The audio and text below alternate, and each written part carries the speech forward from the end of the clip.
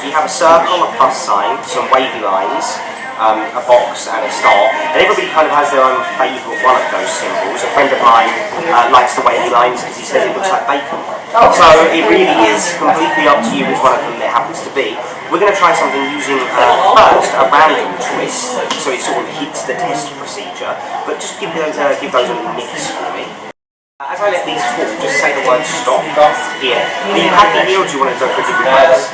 Okay, don't look at it just yet, but that's the choice. To begin with, I'm going to show you something actually quite interesting with each one of these symbols, and something that every psychic would have. It's called a pendulum. Every psychic is required to keep them in a velvet pouch. Essentially, a psychic might tell you that something like this is actually a supernatural tool for divination. It's probably not. It's probably a really good way of amplifying something called the emotive response, but that's up to you. What I'm going to ask you to do is hold on to it by the glass bead at the very top, and you're going to find something really interesting will happen. If I put the circle underneath this pendulum, it will actually start to move in a circle. If you just visualise the circle beneath it, you can see it's already going, and actually that movement will become stronger, and it will begin to move stronger and stronger in the shape of the circle. But the really amazing thing is, even though that moves nice and strong in the shape of the circle, if I was to take the circle away and use the one underneath it, perhaps the cross, it would actually stop and start moving in a straight line, just going backwards and forwards, backwards and forwards, backwards and forwards, backwards and forwards.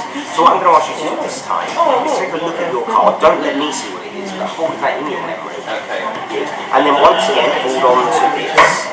And this time, don't try and force it to do anything, just let it behave however it should.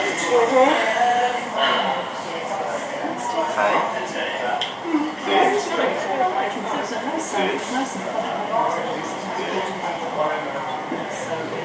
Yep. You can put the crystal down. I believe I know what we're dealing with. I'm going to show you mine first, just like when we're in the playground. If it's right, I want you to let me know. That's correct. Time I tell you what, why don't you take out your favourite one of those shapes? Not just one at random, this time one that you really like. And when you're done, put it face down on the table. If you put it with the design up, it's really easy to get. Good. And then you can put the others over there, we don't need them. And this time I want you just to place one hand on top of mine, flat on top, very good. Enjoy it.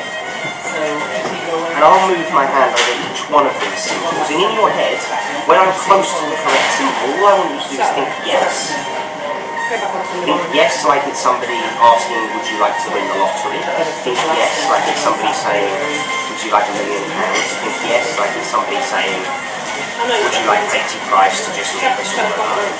Think yes with as much enthusiasm as you can. I believe it is. So, before this interview began, and in fact before I even arrived here, I spoke to you and said we're going to try a special challenge.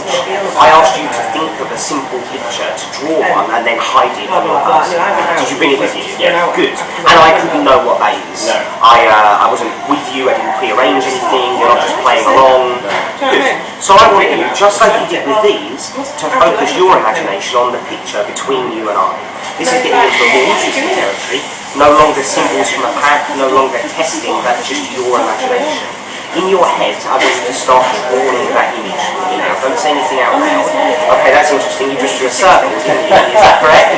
Yeah. Good. So now continue drawing that image. Oh, another circle. 2 circles, one slightly larger than the other one. Is that correct? Yes. Finish the image in your head for me. 2 triangles. Okay, good. And you've already finished with a wavy line. So a wavy line, not like the bacon, it's a single wavy line, but then it's connected at the end. So we can use a wavy and then there's a curve. Let me ask you this. Did you forget to put the whistle? Oh my God.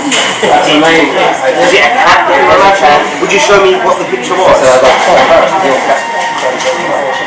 Very good, very good. A cat, 2 circles, the wavy line, and the 2 triangles.